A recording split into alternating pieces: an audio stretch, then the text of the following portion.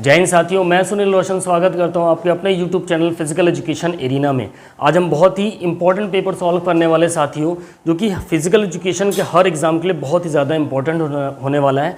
और ये भी रिसेंट में इसका एग्ज़ाम हुआ है साथियों, ठीक है। चंडीगढ़ DPE एग्ज़ाम 2024, अगर हम इसकी बात करें साथियों तो ये पेपर आपका 28/6/2024 को हुआ है। ओके, सो इसलिए पेपर काफ़ी इंपॉर्टेंट हो जाता है और काफ़ी अच्छे क्वेश्चंस हैं इसमें। मैंने इसका एनालिसिस किया, काफ़ी बेहतरीन क्वेश्चन है, आपका बहुत ही अच्छा प्रैक्टिस होगा। 100 क्वेश्चन है इसमें, 100 क्वेश्चंस को हम सॉल्व करने वाले हैं, ठीक है। सो देर नहीं करेंगे, जो भी साथी इस चैनल पर नए होंगे चैनल को सब्सक्राइब करके बेल आइकन ज़रूर दबाइए, ताकि वीडियोज़ का आने वाली वीडियोज़ का नोटिफिकेशन आप तक रेगुलर पहुंचता रहे। और हमें सपोर्ट करने के लिए चैनल का ज्वाइन बटन ज़रूर परचेज़ करें। चलिए देर नहीं करेंगे, आज की क्लास हम स्टार्ट करेंगे। पहले क्वेश्चन की अगर हम बात करें प्यारे साथियों, फर्स्ट क्वेश्चन आपके सामने। थोड़ा सा इसमें एक चीज़ आपको ध्यान में रखनी है कि क्वेश्चन नंबर 1 है, ठीक है। अभी जैसे मैच द फॉलोइंग क्वेश्चन है, उसका हिंदी में इधर आपको मिलेगा, उसके ऑप्शंस आपको इधर मिलेंगे, ठीक है। इस चीज़ का आपको ध्यान में रखना है। पहले क्वेश्चन की अगर हम बात करें, फर्स्ट क्वेश्चन आपसे क्या कह रहा है, match the following with respect to pharmacodynamics of pain treatment drugs. दर्द से उपचार दवाओं के फार्माकोडायनामिक्स के संबंध में निम्नलिखित का मिलान करना है साथियों, ठीक है। जैसे एस्पिरिन और इब्यूप्रोफेन जैसी एनाल्जेसिक दवाएं, ठीक है, और स्थानीय एनेस्थेटिक्स, मॉर्फिन और अन्य अफीम दवाएं। उसके ऑप्शंस यहाँ पर आपके दे रखे हैं, ठीक है। लोकल एनेस्थेटिक्स और morphine and other opiate drugs और analgesic drugs such as aspirin and ibuprofen, ठीक है। इसके मैच करने कोड्स आपके ये यहाँ पर दे रखे हैं, इसके सराउंडिंग आपको आंसर बताना है। फटाफट से बताएंगे फर्स्ट क्वेश्चन का करेक्ट आंसर क्या होगा भैया।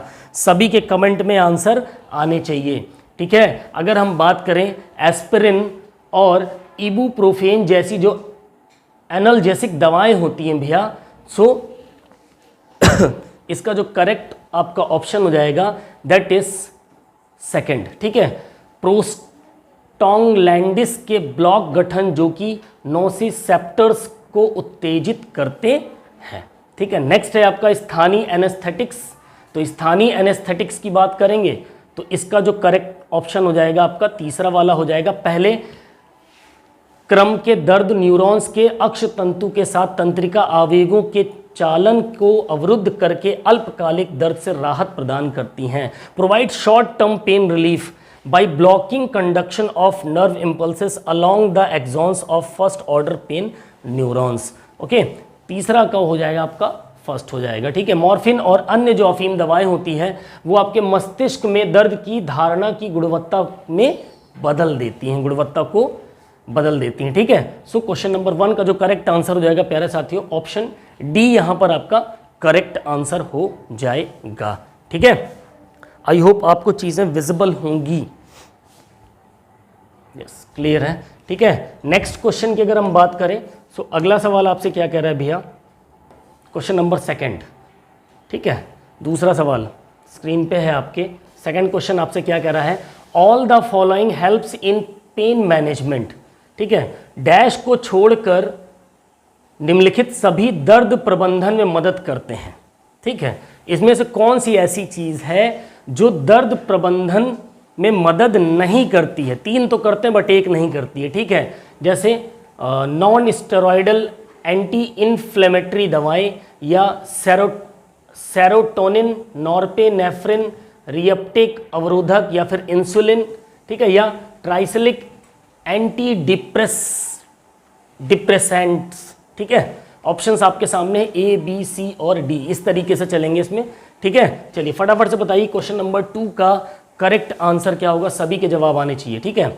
सो अगर दर्द प्रबंधन में मदद कौन करता है भैया, non steroidal anti inflammatory drugs जो होती हैं वो भी आपके दर्द में मदद करती हैं, ठीक है। सेरोटिन, नॉरपेनेफ्रिनेरेप्टेक इनहिबिटर्स, ठीक है, ये भी आपकी दर्द क्या होती है प्रबंधन में मदद करती है। फिर ट्राइसलिक एंटी डिप्रेसेंट्स जो होती हैं ये भी आपके दर्द में मदद करती है। बट जो इंसुलिन है भैया ये आपके पेन मैनेजमेंट में मदद नहीं करता, इसलिए ऑप्शन तीसरा वाला C वाला इसका करेक्ट आंसर हो जाएगा भैया। ठीक है, क्वेश्चन नंबर सेकंड का। अगले सवाल की अगर हम बात करें, नेक्स्ट क्वेश्चन आपसे क्या कह रहा है, क्वेश्चन नंबर थर्ड, तीसरा सवाल क्या कह रहा है, the main principles often denoted by the 3 P's are preserve life, prevent further harm and promote recovery. ठीक है, डैश के मुख्य सिद्धांत जिन्हें प्रायः 3 P द्वारा दर्शाया जाता है, जो कि जीवन की रक्षा करना, आगे नुकसान को रोकना और स्वास्थ्य लाभ को बढ़ावा देना है। वो कौन से वो सिद्धांत किसके द्वारा दिए गए हैं? ठीक है, वो 3 P का जो सिद्धांत है वो किस में आता है भैया?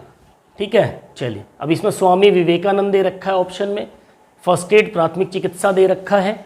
ठीक है, अस्पताल के तृतीयक स्तर का उपचार यानी हॉस्पिटल्स टर्टियरी लेवल्स ट्रीटमेंट, या फिर प्राकृतिक चिकित्सा नेचुरोपैथी। अब बताइए इसमें से 3 P का सिद्धांत किस में आता है भैया, ये आपको बताना है। अब किससे क्या कह रहा है भैया, सीधी सी बात है, जीवन की रक्षा करना।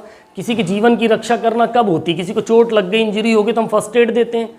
ठीक है, तो इससे रिलेट आप कर सकते हो। तो 3 P का जो मैटर है वो आपके किस में आ जाता है भैया? प्राथमिक चिकित्सा में, फर्स्ट एड में आ जाएगा। सो ऑप्शन बी यहाँ पर आपका इसका करेक्ट आंसर हो जाएगा। ये चीज़ आपको ध्यान में रखना है। ठीक है, नेक्स्ट क्वेश्चन की हम बात करेंगे। अगला सवाल क्वेश्चन नंबर 4 आपसे क्या कह रहा है, एक इंपॉर्टेंट क्वेश्चन है साथियों। क्या कह रहा है चौथा question, a good first aider has following qualities except. ध्यान रखिएगा, क्वेश्चंस में अक्सर थोड़ी सी ढंग से ना पढ़ो तो चीज़ें गड़बड़ हो जाती हैं, ये चीज़ आपको ध्यान में रखना। ठीक है, एक अच्छे प्राथमिक उपचारकर्ता में डैश को छोड़कर निम्नलिखित गुण होते हैं। ठीक है, मतलब कौन सा गुण नहीं होता है ये हमें बताना है। ठीक है, ये ध्यान में रखना है, एक अच्छे फर्स्ट एडर में कौन सी क्वालिटी नहीं होती इसमें से हमें निकालनी है। ठीक है, अच्छी लिखावट, दबाव में शांत, सहानुभूति या अनुकूलनीय। ठीक है, गुड हैंडराइटिंग, काम अंडर प्रेशर, एम्पैथी या एडेप्टेबल। अब भैया सीधी सी बात है, ऑप्शन देख के ही आपको लग रहा है एक अच्छा फर्स्ट एडर की राइटिंग से क्या मतलब है भाई? कितना भी गंदा लिखता हो, कितना भी अच्छा लिखता हो, उसको उपचार करना आना चाहिए। ठीक है, सो ऑप्शन ए यहाँ पर आपके साथ अगर आप जाते तो आप बिल्कुल करेक्ट होंगे। गुड हैंडराइटिंग इससे रिलेटेड नहीं है, बाकी सारी उससे रिलेटेड थी। ठीक है, नेक्स्ट क्वेश्चन की बात करेंगे, क्वेश्चन नंबर 5, 5वां सवाल क्या कह रहा है देखिए ध्यान से। अच्छा क्वेश्चन है भी, all of the following are common sports injuries except. ठीक है, फिर से वही इसी टाइप का क्वेश्चन है, निम्न में से डैश को छोड़कर सभी सामान्य खेल की चोटें हैं। यानी कौन सी सामान्य खेल की चोट नहीं है वो हमें पकड़ना है। Sprains and strains, knee injuries, Achilles tendon injuries, या फिर मेनिस्कस टीयर्स, मोच और तनाव, घुटने में चोट। ठीक है, एचलीज टेंडन की चोट या फिर मेनिस्कस टीयर्स। अब बताइए इसका करेक्ट आंसर क्या होगा क्वेश्चन नंबर 5 का? सभी के जवाब आने चाहिए फटाफट से, काफ़ी अच्छा क्वेश्चन है। क्या होगा सही जवाब? बिल्कुल ऑप्शन डी के साथ अगर आप जाते हैं, मेनिस्कस टीयर्स। ठीक है, तो ये आपका क्या होता है, सामान्य खेल की चोट में नहीं आता। सामान्य खेल की चोट में आपका स्ट्रेन और स्ट्रेन आता है, नीज इंजरीज होती हैं, एचलीज टेंडन इंजरीज होती हैं। ठीक है, नेक्स्ट क्वेश्चन की बात करेंगे, क्वेश्चन नंबर 6, छठा सवाल क्या कह रहा है देखिए, एक अच्छा क्वेश्चन है ये भी, स्पोर्ट्स इंजरी से ही है। Common and basic treatment to manage sports injuries involves. ठीक है, खेल चोटों के प्रबंधन के लिए सामान्य और बुनियादी उपचार में शामिल है। क्या शामिल है भैया? ठीक है, रेस्ट, आइस कंप्रेशन, एलिवेशन जो राइस की थेरेपी होती है। ठीक है, फिर बाईपास सर्जरी होगा, ड्राई आइस थेरेपी होगी, या फिर काउंसलिंग, परामर्श देना। चलिए फटाफट से बताइए, खेल चोटों के प्रबंधन के लिए जो सामान्य और बुनियादी उपचार में क्या शामिल होता है भैया? कई बार बताया मैंने, अगर आपको चोट लग गई उसकी मैनेजमेंट से सबसे इंपॉर्टेंट चीज़ क्या होती है? पढ़ा है कई बार, rest, ice compression and elevation. ठीक है, ये चीज़ अगर यहाँ प्राइस भी दिया होता तो भी यही वाला करेक्ट होता। ठीक है, सो ऑप्शन ए यहाँ पर आपका करेक्ट आंसर हो जाएगा भैया, पहला वाला। ठीक है, क्वेश्चन नंबर 6 का। नेक्स्ट क्वेश्चन की बात करेंगे, क्वेश्चन नंबर 7, 7वां सवाल, एक इंपॉर्टेंट क्वेश्चन। चलिए क्या कह रहा भैया 7वां question, strength, endurance, flexibility and coordination are hallmarks of. शक्ति, धीरज, लचीलापन और समन्वय की पहचान है क्या भैया? Body building, physical fitness, beauty, या फिर लीडर। ठीक है, शरीर निर्माण, शारीरिक फिटनेस, सौंदर्य, या फिर एक नेता, ठीक है, शक्ति, धीरज, लचीलापन की समन्वय, इनके कोऑर्डिनेशन की, इनके तालमेल की पहचान क्या है भैया, इनका तालमेल ही क्या कहलाता है। बिल्कुल, अगर आप ऑप्शन बी के साथ जाते हैं फिजिकल फिटनेस के साथ तो आप बिल्कुल करेक्ट होंगे। ऑप्शन बी फिजिकल फिटनेस बिल्कुल करेक्ट आंसर हो जाएगा इसका, ठीक है। नेक्स्ट क्वेश्चन की बात करेंगे। अगला सवाल आपके सामने भैया क्या कह रहा है, 8वां सवाल, एक सेकेंड बस, थोड़ा सा और नीचे आ जाओ।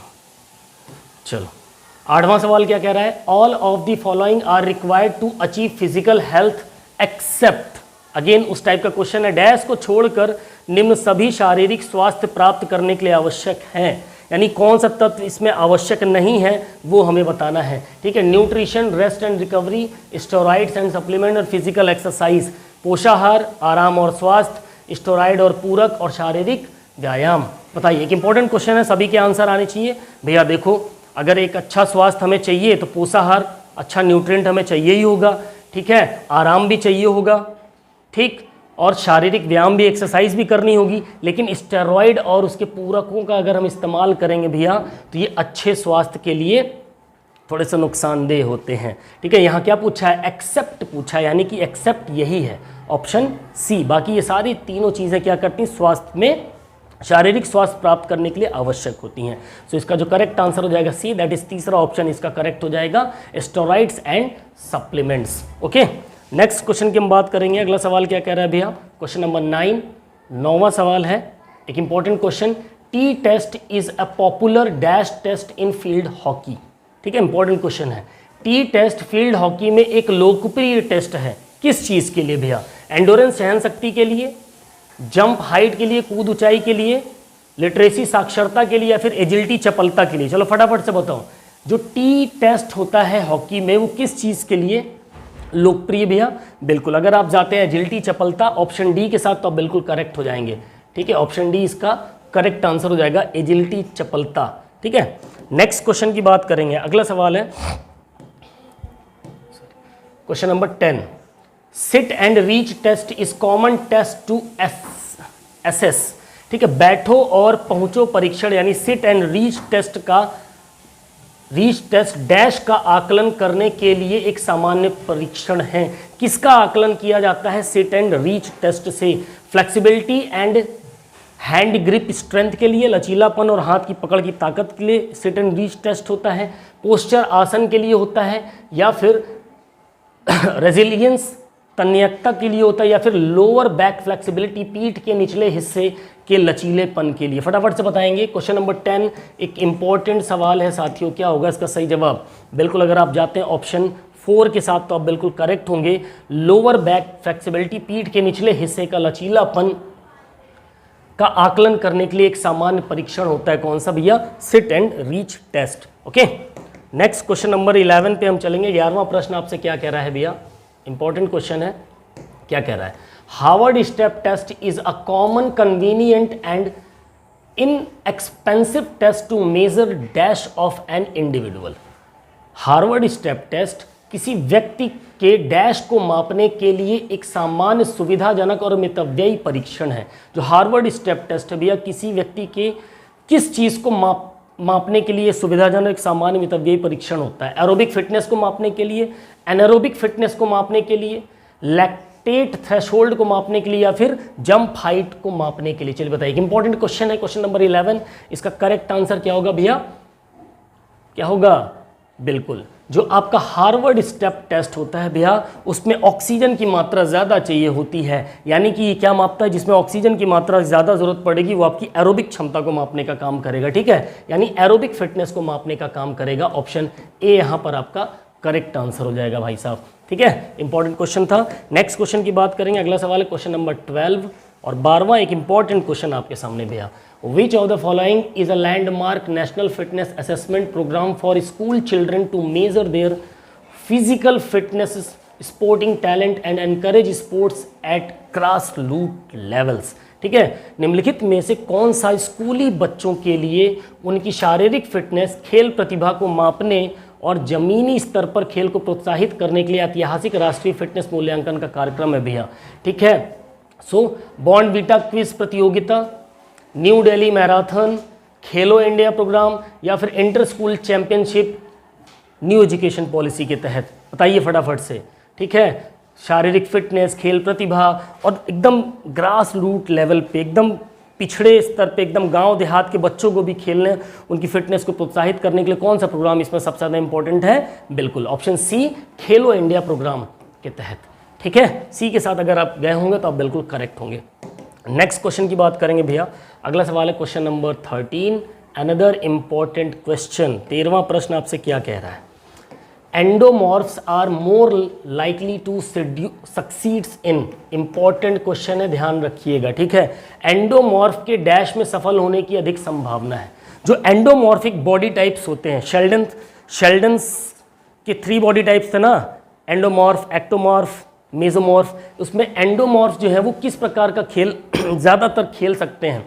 ठीक है, शतरंज यानी कि chess, hammer throw, team sports या फिर नॉन ऑफ द अबव। चलिए बताइए फटाफट से, क्वेश्चन नंबर 13 का करेक्ट आंसर क्या होगा भैया?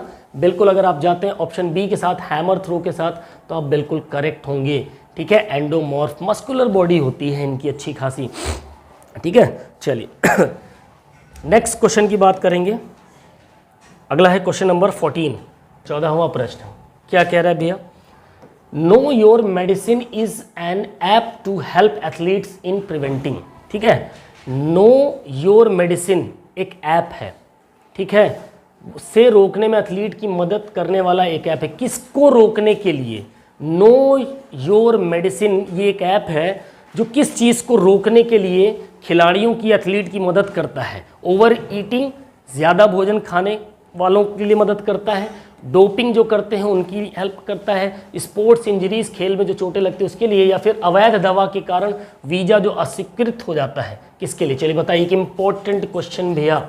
क्वेश्चन नंबर 14, मैंने बोला था इसके क्वेश्चंस बहुत अच्छे हैं और आपको बहुत बेनिफिट करेंगे ये। ठीक है, तो बताइए इसका करेक्ट आंसर क्या होगा भैया? Know your medicines is an app to help athletes in preventing doping. किससे बचने के लिए? डोपिंग से बचने के लिए यह ऐप मदद करता है। ठीक है, ऑप्शन सॉरी बी हो जाएगा, यहाँ पर डी लिख दिया मैंने, बी होगा। ठीक है, चलिए नेक्स्ट क्वेश्चन की बात करेंगे। क्वेश्चन नंबर 15, 15वां प्रश्न आपके सामने भैया। क्या कह रहा है? All of the followings can be example of doping except. ठीक है, डैश को छोड़कर सभी डोपिंग के उदाहरण हो सकते हैं भैया। डोपिंग के उदाहरण इसमें 3 है, एक नहीं है, वो बताना है हमको। ठीक है, चिकित्सीय छूट, रक्त आधार, एक विश्लेषण को पतला करने के लिए बहुत सारा पानी पीना, anabolic steroid, therapeutic exemptions, blood transfusions, drinking a lot of water, dilute and analyte and anabolic steroid. चलिए फटाफट से बताइए इसका करेक्ट आंसर क्या होगा? बिल्कुल थेराप्यूटिक एग्जम्पशंस के साथ अगर आप जाते तो आप बिल्कुल करेक्ट होंगे। ऑप्शन ए यहाँ पर आपका करेक्ट हो जाएगा भैया। चिकित्सीय छूट डोपिंग का उदाहरण नहीं है। ठीक है, नेक्स्ट क्वेश्चन की बात करेंगे। अगला सवाल है question number 16। Okay okay okay okay ठीक है, इसको थोड़ा छोटा कर लेते हैं। 16वां क्वेश्चन, चलिए यहाँ तक रहेगा 16th वाला क्वेश्चन। ठीक है, क्या कह रहा है क्वेश्चन? पीरियडाइजेशन इज, अवधिकरण यानी पीरियडाइजेशन क्या है भैया, ये हमें बताना है। ठीक है, ऑप्शंस हैं आपके सामने यहाँ पर दे रखे। क्या दे रखा है? क्लास पीरियड्स, वर्ग की अवधि, डिवाइडिंग वर्ल्ड कॉम्पिटिशन्स इन सुटेबल पीरियड्स, विश्व प्रतियोगिताओं को उपर्युक्त अवधि में विभाजित कर देना पीरियडाइजेशन कहलाता है, या फिर शारीरिक प्रशिक्षण की योजना और प्रबंधन के लिए खेल प्रशिक्षण चक्र और इसमें वर्ष को लक्ष्य विशिष्ट ब्लॉकों में विभाजित करना, या फिर विभिन्न ऐतिहासिक युग और उनका अध्ययन पीरियडाइजेशन कहलाता है। बताओ भैया क्या होगा? बिल्कुल इसका जो करेक्ट आंसर होगा that is option C, sports training cycle for planning and managing physical training and involves dividing the year into goal specific blocks. Option C इसका करेक्ट आंसर हो जाएगा भैया। ठीक है, नेक्स्ट क्वेश्चन पे चलेंगे। अगला सवाल है आपके सामने। क्या कह रहा है? Question number 17। चलिए 17वां क्वेश्चन, अनदर इंपॉर्टेंट क्वेश्चन भैया। क्या कह रहा है? Warming up before exercises has the following benefits except. अगर एक्सेप्ट नहीं पढ़ा तो क्वेश्चन गलत करके चले आओगे आंसर। ठीक है, क्या कह रहा है, व्यायाम से पहले वार्म अप करने से डैश को छोड़कर निम्नलिखित लाभ होते हैं। कौन सा फायदा नहीं होता है ये बताना है। 3 फायदे हैं, 1 फायदा नहीं है, ठीक है। इम्प्रूव्ड मसल परफॉर्मेंस, मांसपेशियों के प्रदर्शन में सुधार होता है। इंक्रीज्ड मेटाबॉलिक रेट, चयापचय दर में वृद्धि, चोट की रोकथाम, injury prevention, brown fat catabolism, ठीक है, ब्राउन फैट का अपचय। क्या होगा भाई, देखो वार्मिंग अप करने से आपकी मसल्स में सुधार होता है, उसके प्रदर्शन में भी सुधार होता है, आपका मेटाबॉलिज्म जो रेट होता है वो बढ़िया हो जाता है, अच्छा हो जाता है, इंप्रूव हो जाता है, इंजरी से भी प्रिवेंशन होता है। क्या नहीं होता, ब्राउन फैट अपचय, ब्राउन कैटाबॉलिज्म, फैट कैटाबॉलिज्म नहीं होता है, ठीक है। और यही पूछा था, ऑप्शन डी इसका करेक्ट आंसर हो जाएगा भाई साहब, ठीक है। नेक्स्ट क्वेश्चन की बात करेंगे। अगला सवाल है क्वेश्चन नंबर 18। एक इंपॉर्टेंट क्वेश्चन क्या कह रहा है, dash also known as cooling down is a transition from intense physical activity like stretching to prevent blood pooling and muscle soreness, ठीक है। डैश जिसे कूलिंग डाउन के रूप में भी जाना जाता है, तीव्र शारीरिक गतिविधि से सामान्य धीमी शारीरिक गतिविधि जैसे रक्त जमाव, ब्लड क्लॉटिंग, मांसपेशियों में दर्द को रोकने के लिए होती हैं। कौन सी चीज़, नीचे की ओर झुकना, लिम्बरिंग डाउन करते हैं तब, हाई इंटेंसिटी इंटरवल ट्रेनिंग कराई जाए, उच्च तीव्रता अंतराल प्रशिक्षण हो जाए, क्रॉसिंग हो जाए, क्रॉसफिट हो जाए, या फिर लेइंग ऑन द बेड, बिस्तर पर लेटना। क्या होगा करेक्ट आंसर, ठीक है। सो लिम्बरिंग डाउन जो होता है उसे हम कूलिंग डाउन के रूप में भी जानते हैं, इसलिए आप ध्यान रखिएगा, कूलिंग डाउन को हम लिम्बरिंग डाउन के रूप में भी जानते हैं। ऑप्शन ए के साथ अगर आप जाएंगे तो आप बिल्कुल करेक्ट हो जाएंगे भैया, ठीक है। नेक्स्ट क्वेश्चन नंबर 19 की बात करेंगे हम। 19वां प्रश्न आपके सामने है। चलिए 19th क्वेश्चन क्या कह रहा है, मैच ऑफ द फॉलोइंग है, ऑप्शंस आपके सामने हैं, फटाफट से इसके जवाब देने हैं आपको, ठीक है। उच्च तीव्रता अंतराल प्रशिक्षण, तबाता प्रशिक्षण, ठीक है, फिर इंटेंसिटी वर्कआउट, प्रमाद व्यायाम जिसको बोलते हैं योग यानी कि योगा। अब इससे रिलेटेड हमें मैच करना है। सो सभी के आंसर आने चाहिए। क्वेश्चन नंबर 19 का करेक्ट आंसर क्या होगा ये आपको बताना है भैया। सो पहले आता है आपका हाई इंटेंसिटी इंटरवल ट्रेनिंग की अगर हम बात करें, उच्च तीव्रता की हम बात करें, तो इसका जो करेक्ट आंसर होगा भैया, कम तीव्रता वाली रिकवरी अवधियों के साथ बारी बारी से तीव्र व्यायाम के छोटे छोटे जो चरण शामिल होते हैं, that is high intensity interval training. फिर तबाता प्रशिक्षण की अगर हम बात करें तो दैट इज HIIT का ही एक रूप होता है भैया, ये हाई इंटेंसिटी इंटरवल ट्रेनिंग का ही एक रूप होता है, ठीक है। प्रमाद व्यायाम की अगर हम बात करें तो इसका जो करेक्ट आंसर हो जाएगा दैट इज जिम, चटाई और उपकरण, ठीक है। इंटेंसिटी जो वर्कआउट होती है, एक सेकेंड, ठीक है, जिम, चटाई और उपकरण हो जाएगा। इसके साथ हम इंटेंसिटी वर्कआउट कर सकते हैं। योग की बात करें तो समग्र स्वास्थ्य इसके साथ रिलेट करता है, ठीक है। ऑप्शन सी के साथ अगर आप जाएंगे तो आप बिल्कुल करेक्ट हो जाएंगे यहाँ पर, ठीक है। क्वेश्चन नंबर 19 का जो आंसर होगा that is option C. Next question number 20 क्या कह रहा है, 20वां प्रश्न आपसे भैया, स्पोर्ट्स साइकोलॉजी, खेल मनोविज्ञान। अब क्या है खेल मनोविज्ञान, ऑप्शन आपके सामने है, ऑप्शन को रीड करिए। क्या है खेल मनोविज्ञान भैया, ठीक है। खेल मनोविज्ञान में शामिल है कि मनोवैज्ञानिक कारक प्रदर्शन को कैसे प्रभावित करते हैं और खेल या शारीरिक गतिविधि में भागीदारी मानसिक और शारीरिक स्वास्थ्य को कैसे प्रभावित करती है, या फिर मानसिक स्वास्थ्य स्थितियों का निदान और उपचार करता है, ए और बी दोनों होगा, या विपरीत टीम के खिलाफ प्रतिस्पर्धात्मक लाभ हासिल करने के लिए मनोवैज्ञानिक रणनीति का अध्ययन करना ही खेल मनोविज्ञान होता है। बताइए फटाफट से क्या होगा इसका सही जवाब क्वेश्चन नंबर 20 का। क्या होगा सही जवाब भैया, खेल मनोविज्ञान क्या होता है, खेल मनोविज्ञान में शामिल है कि मनोवैज्ञानिक कारक प्रदर्शन को कैसे प्रभावित करते हैं, जो साइकोलॉजिकल फैक्टर्स होते हैं वो कैसे प्रभावित करते हैं, और खेल या शारीरिक गतिविधि में भागीदारी मानसिक और शारीरिक स्वास्थ्य को किस प्रकार प्रभावित कर सकती हैं, ये सारी चीज़ें आपकी स्पोर्ट्स साइकोलॉजी से रिलेट करती हैं। सो ऑप्शन ए के साथ अगर आप जाते तो आप बिल्कुल करेक्ट हो जाएंगे, ठीक है। नेक्स्ट क्वेश्चन की हम बात करेंगे, अगला है क्वेश्चन नंबर 21। 21वां प्रश्न आपसे क्या कह रहा है भाई साहब, which of the following strategies to control pre competitive anxiety and stress in athletes do sports psychologist commonly suggest, ठीक है। निम्नलिखित रणनीतियों में से एक कौन सा सुझाव खेल मनोवैज्ञानिक आमतौर पर एथलीट में पहले देते हैं।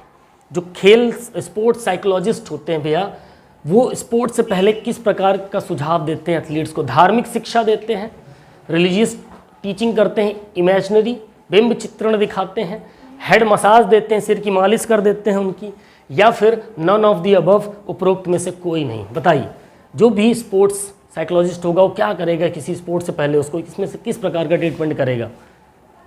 बताइए। बिल्कुल ऑप्शन बी के साथ अगर आप जाएंगे, बिल्कुल इमेजिनरी सुझाव देगा। ठीक है, रणनीतियों के लिए क्या करेगा भाई? उसको पॉइंट्स दिखाएगा, चार्ट्स दिखाएगा, ग्राफ दिखाएगा, है ना? तो क्या करेगा? इमेजिनरी चीज़ें इमेजिन कर सकें ताकि जो एथलीट्स हैं, जो स्पोर्ट्स पर्सन है। ठीक है, नेक्स्ट क्वेश्चन की बात करेंगे भैया, क्वेश्चन नंबर 22, 22वां क्वेश्चन आपसे क्या कह रहा है? देखिए, all of the following are various strategies to cope an anxiety and stress except. निम्नलिखित में से डैश को छोड़कर सभी चिंता और तनाव से निपटने के लिए विभिन्न रणनीतियां हैं। यानी स्ट्रेस और एंग्जाइटी से निपटने के लिए इनमें से कौन सी नहीं है? ठीक है, कौन सी फैक्टर्स निपटने के लिए नहीं है, ये हमें बताना है। योग, दृश्य, त्यागना, कारण की पहचान, yoga, visualization, quitting, identify the cause. चलिए फटाफट से बताइए 22वें प्रश्न का सही जवाब क्या होगा? भाई देखो, योग से तो आपकी योगा करोगे तो आपका तनाव स्ट्रेस दूर होगा, तो ये तो होगा नहीं। ठीक है, क्विटिंग, त्याग से भी आपका स्ट्रेस और तनाव दूर होता है। ठीक है, कारण की पहचान कर लोगे तो भी आपका तनाव और दूर हो जाएगा। लेकिन विजुअलाइजेशन से तनाव और बढ़ेगा। जब आप विजुअलाइजेशन मतलब क्या? आप सोच रहे हो, अब आपको चोट लग गई, अब सोच रहे हो अरे यार मेरी ये चोट बड़ी गहरी हो गई, मैं पता नहीं कल का मैच खेल पाऊंगा। विजुअलाइज कर रहे हो ना, तो इससे आपकी टेंशन कम होगी, बढ़ेगी और बढ़ेगी। इसलिए ऑप्शन इसका बी यहाँ पर करेक्ट आंसर हो जाएगा भैया, विजुअलाइजेशन। ठीक है, नेक्स्ट क्वेश्चन की हम बात करेंगे, क्वेश्चन नंबर 23 क्या कह रहा है?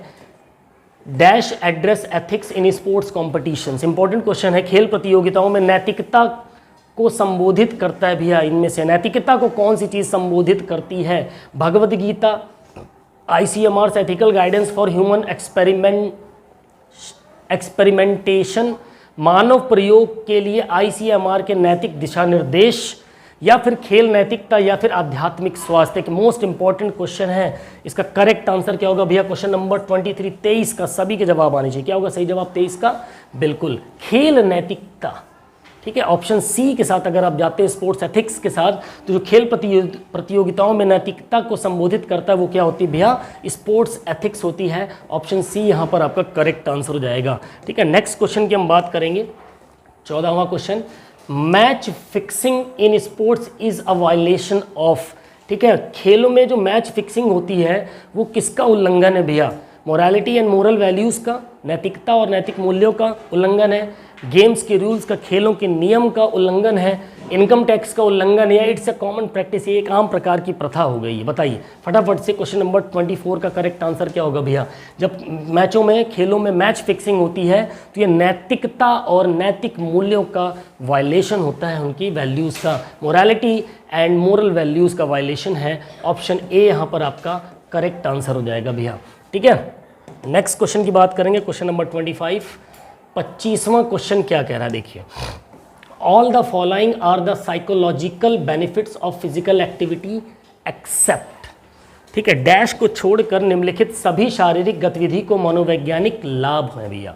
ठीक है, साइकोलॉजिकल बेनिफिट्स हैं, बेनिफिट्स नहीं है पूछा है।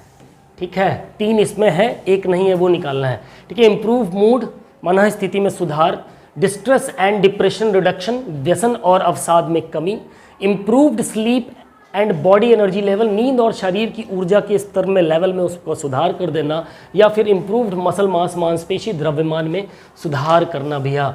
चलो, साइकोलॉजिकल बेनिफिट पूछा, ये आपको बताना है। ठीक है, साइकोलॉजिकल बेनिफिट नहीं है, आपको बताना है। अब इम्प्रूव्ड मसल मास जो है आपका साइकोलॉजिकल बेनिफिट से इसका कोई मतलब नहीं है, ये फिजिकल बेनिफिट है ना आपका। ठीक है, साइकोलॉजिकल क्या है? आपकी जो मूड है वो आपका मस्त रहे, एकदम डिस्ट्रेस, डिप्रेशन वगैरह, तनाव उनाव दूर हो जाए। ठीक है, आपकी नींद बढ़िया से, आप दिमाग में जब तनाव नहीं होगा, आपकी नींद अच्छे से आ जाए, उसके लेवल, आपकी एनर्जी में सुधार हो जाए नींद की वजह से। ठीक है, सो ऑप्शन डी इसका करेक्ट आंसर हो जाएगा। ठीक, मांसपेशी द्रव्यमान में सुधार को छोड़कर निम्नलिखित में सभी शारीरिक गतिविधि के मनोवैज्ञानिक लाभ है भैया। 26वें प्रश्न की तरफ चलेंगे। 26 क्या कह रहा है? Is a foundation of all athletic efforts and accomplishments dash, सभी एथलेटिक्स प्रयासों और उपलब्धियों की नींव है।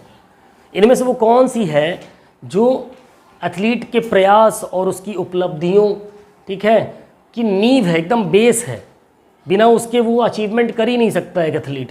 ठीक है, confidence, motivation, focus, emotional control. बताओ फटाफट से, सबसे इंपॉर्टेंट चीज़ क्या होती है इनमें से? क्या होती है? बिल्कुल मोटिवेशन के साथ अगर आप जाएंगे, प्रेरणा, ठीक है, बहुत इंपॉर्टेंट फैक्टर है जो कि उसकी अचीवमेंट्स में काफ़ी हेल्प करता है। ऑप्शन बी इसका करेक्ट आंसर हो जाएगा भैया।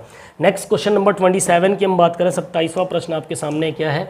Which of the following statement is false, यानी निम्नलिखित में से कौन सा कथन गलत है, आपको बताना है। ठीक है, ओलंपिक पदक जीतने के लिए विदेशी और दुर्लभ फलों का सेवन करना जरूरी है। ठीक है, मतलब ओलंपिक में जीतना है तो एकदम महंगे महंगे विदेशी फल खाओ। हैं, क्या पूछा है? कौन सा कथन गलत है? यहीं पर क्लियर हो गया। विदेशी फल खाने से आप क्या हो जाओगे? ओलंपिक में मेडल जीत लोगे, तो ऑप्शन ए इसका करेक्ट आंसर हो जाएगा। ठीक है, बाकी बैलेंस डाइट जरूरी है भैया, बॉडी में वाटर लेवल अच्छा होना चाहिए, सप्लीमेंट्स आपको इनटेक करने चाहिए, एक ऑप्शनल और अच्छे लेवल पर कॉम्पिटेटिव स्पोर्ट्स में। ठीक है, सो ऑप्शन ए इसका करेक्ट आंसर हो जाएगा। नेक्स्ट क्वेश्चन नंबर 28 की बात करेंगे। 28वां प्रश्न है, क्या कह रहा है? देखिए, the right diet before competition is required maintain. ठीक है, प्रतियोगिता से पहले सही आहार डैश बनाए रखने के लिए आवश्यक है, यानी प्रतियोगिता से पहले आप ठीक प्रकार से भोजन ले रहे हैं, जो आहार ले रहे हैं, जो फूड इनटेक कर रहे हैं, ठीक है, वो क्या बनाए रखने के लिए ज़रूरी है, क्या मेंटेन रखने के लिए? खाली पेट मेंटेन रखने के लिए ज़रूरी है, उच्च एटीपी उत्पादन के लिए पेट में उच्च वसा, high fat in stomach for high ATP production के लिए ज़रूरी है, कॉग्निटिव एबिलिटीज की संज्ञानात्मक क्षमता के लिए, फिर ऊर्जा के भंडार के लिए, एनर्जी के लिए आपको प्रतियोगिता से पहले खाना चाहिए। बताइए क्या होगा सही जवाब इसका? बिल्कुल, हम जो भी आहार लेते हैं बिफोर कंपटीशन, ठीक है, प्रतियोगिता से पूर्व, किस लिए लेते हैं? ताकि हमारे अंदर ऊर्जा अच्छी तरीके से हो, एनर्जी लेवल बढ़िया हो, ताकि हम अच्छा परफॉर्म कर सके। ठीक है, एनर्जी रिजर्व्स, ऊर्जा भंडारण के लिए। ऑप्शन डी इसका करेक्ट आंसर हो जाएगा भैया। ठीक है, नेक्स्ट क्वेश्चन की बात करेंगे। क्वेश्चन नंबर 29 क्या कह रहा है? All of the following are the examples of personal hygiene except. ठीक है, क्लियर हुआ? किसको छोड़कर निम्नलिखित सभी व्यक्तिगत स्वच्छता के उदाहरण है। स्वच्छता के उदाहरण कौन सा नहीं है ये बताना है। डेंटल हाइजीन, दांतों की स्वच्छता, पर्सनल ऑटोमोबाइल, व्यक्तिगत ऑटोमोबाइल यानी कि गाड़ी फाड़ी चलाना, ठीक है, बॉडी हाइजीन, शरीर की स्वच्छता, या फिर हैंड वॉशिंग, हाथ धोना। अब ऑटोमोबाइल है, इसका स्वच्छता से क्या मतलब है? पर्सनल पूछा है ना कि किसी दूसरे की।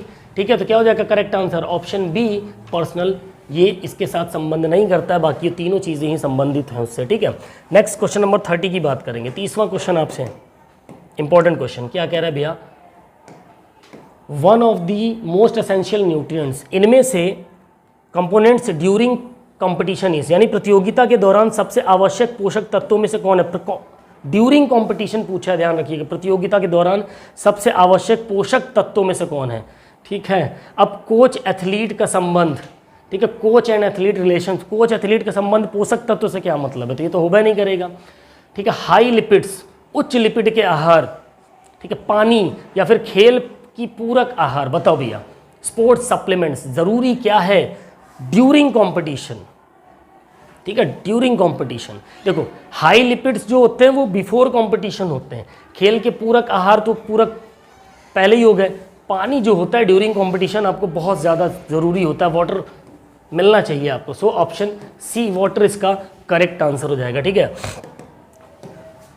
अगले सवाल पे चलेंगे। 31वां प्रश्न क्या कह रहा है? देखिए, क्वेश्चन इसके बहुत अच्छे हैं, क्वेश्चन बहुत टफ नहीं है, बट क्वेश्चन को पूछने का तरीका इतना अच्छा है कि अगर आपने क्वेश्चन पढ़ने में ज़रा सी गलती करी तो आपके आंसर 100% गलत होंगे। ठीक है, 50 क्वेश्चन आज हम इसमें सॉल्व करेंगे, क्योंकि बहुत क्लास लंबी हो जाती है साथियों। ठीक है, इसके बाद नेक्स्ट क्लास में अगले 50 क्वेश्चन हम इसके सॉल्व करेंगे। नेक्स्ट क्वेश्चन आपसे कह रहा है भैया कि 31वां question, pick up the true statement, सही कथन को चुनना है। ऑप्शंस आपके सामने दे रखे हैं यहाँ पर, सही कथन को चुनना है भैया।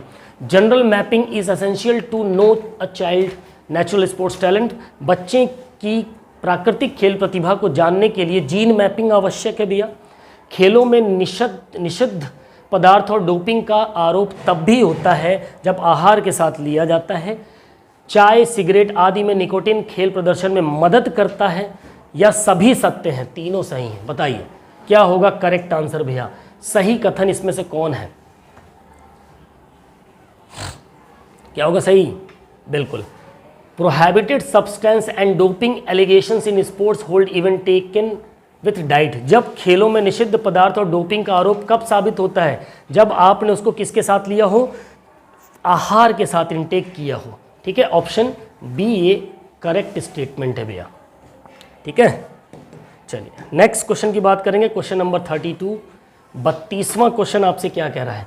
All of the following are the physical disabilities except dash को छोड़, यानी किसको छोड़कर निम्नलिखित सभी शारीरिक अक्षमताएं हैं, फिजिकल डिसेबिलिटीज हैं?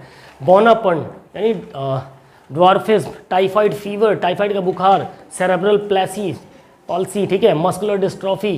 क्या पूछा भैया? शारीरिक अक्षमताएं। ठीक है, कौन सी नहीं है? कौन सी नहीं है? टाइफाइड का जो बुखार है भैया आपका, ये किसी प्रकार का शारीरिक अक्षमताओं में, फिजिकल डिफॉर्मिटी में नहीं आता। बाकी आपका डॉर्फिज्म, सेरेब्रल प्लेसी और मस्कुलर डिस्ट्रॉफी ये आपकी फिजिकल डिसेबिलिटीज़ में आती है। सो ऑप्शन बी इसका करेक्ट आंसर हो जाएगा भैया।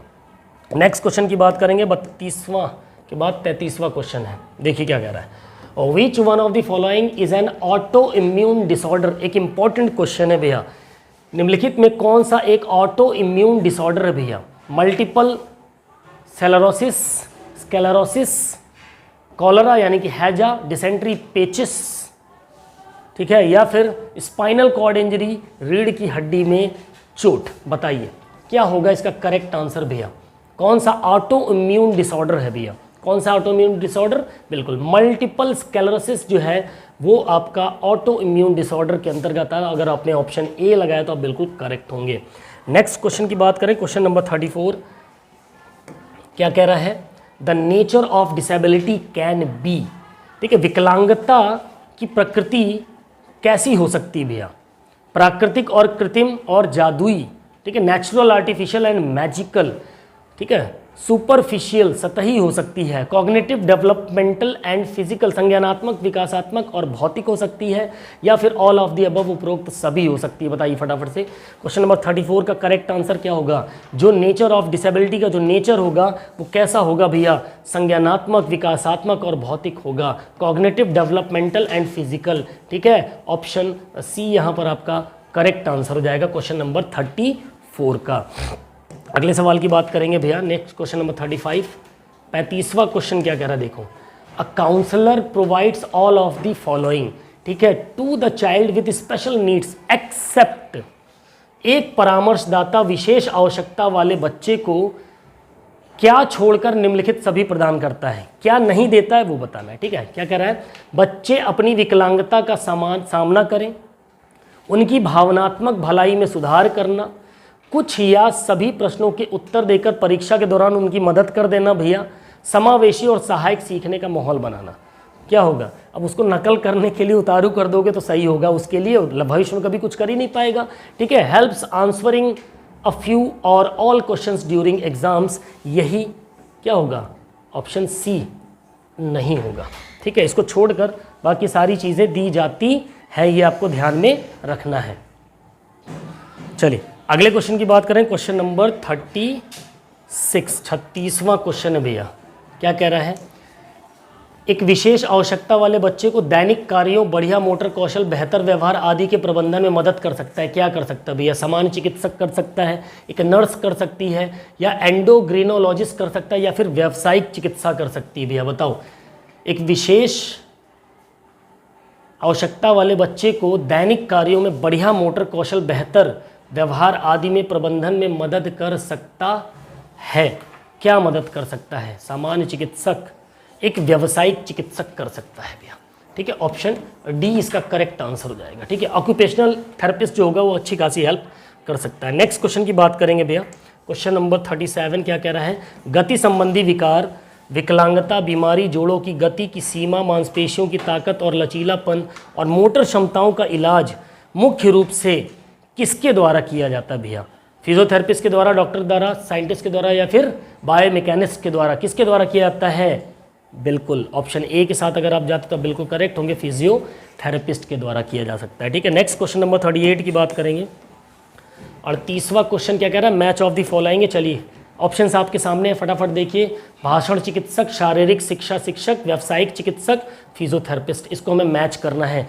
क्या होगा इसका सही जवाब? भाषण चिकित्सक का काम क्या होता है भैया?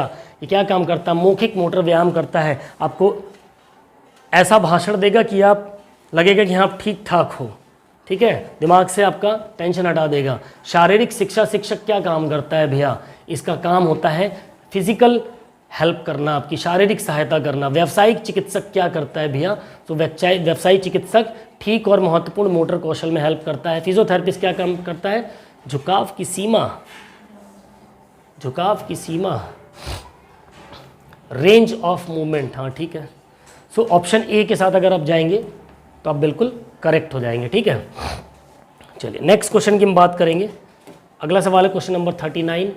39वां प्रश्न आपके सामने क्या कह रहा है?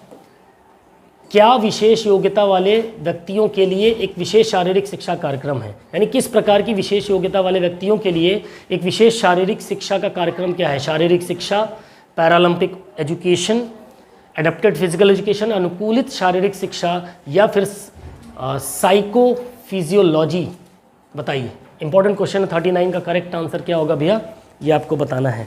क्या होगा? एक अनुकूलित, उसके हिसाब से भैया विशेष योग्यता वाले व्यक्ति के लिए उसके हिसाब से शारीरिक शिक्षा होनी चाहिए, अडेप्टेड, अनुकूलित होनी चाहिए ताकि वो अच्छे से अडॉप्ट कर सके चीज़ों को। ऑप्शन सी यहाँ पर आपका करेक्ट आंसर हो जाएगा। ठीक है, नेक्स्ट क्वेश्चन नंबर 40 की बात करेंगे। 40वां प्रश्न। India's wrestler who won the silver medal in the women 68 kg category at the Asian wrestling championship 2024 Bishkek Kyrgyzstan. Bharat की पहलवान जिसने किर्गिस्तान के बिशेक एशियाई कुश्ती चैंपियनशिप 2024 में महिलाओं के 68 किलो भार वर्ग में रजत पदक प्राप्त किया था भैया। ठीक है, ब्रॉन्ज मेडल मिला था। दीपा मलिक, राधिका, शिवानी पवार या फिर भारत ने कांस्य पदक जीता? बताओ भैया क्या होगा सही जवाब? बिल्कुल बात करेंगे कौन? राधिका। ठीक है, इसका करेक्ट आंसर होगा। ओके, ये चीज़ आपको ध्यान में रखनी है। फिलहाल आज के लिए हम इसके टॉप 40 क्वेश्चन ही अटेंड कर पाएंगे। ठीक है, नेक्स्ट में हम पूरे 60 क्वेश्चन अटेंड करके उस क्लास को फिनिश करेंगे। ठीक है, आई होप ये क्वेश्चंस आपको बेटर लगे होंगे, काफ़ी अच्छी आपकी प्रैक्टिस हुई होगी। सो अगर आज की क्लास अच्छी लगी तो लाइक शेयर सब्सक्राइब जरूर करिए। ठीक है, सो मिलते हैं अपनी नेक्स्ट वीडियो में, नेक्स्ट क्लास में। तब तक के लिए बाय बाय, टेक केयर, जय हिंद, वंदे मातरम, फिजिकल एजुकेशन जिंदाबाद।